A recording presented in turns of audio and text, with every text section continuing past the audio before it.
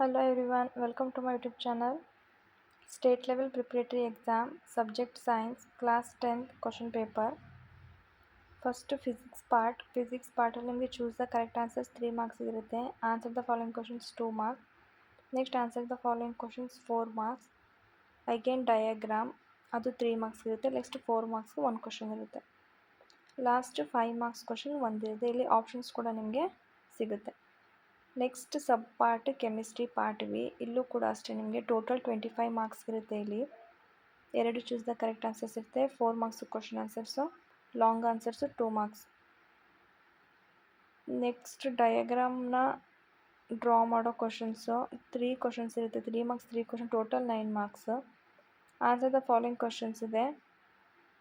Question number 25 4 marks 1 question. Next biology marks 28 marks ಇರುತ್ತೆ.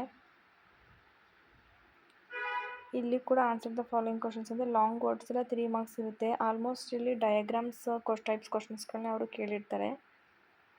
Last ಮೇನಲ್ಲಿ 4 marks ಇರುತ್ತೆ. 2 questions ನೀವು ಅಟೆಂಡ್ ಮಾಡಬೇಕು. Total 8 marks. Thank you.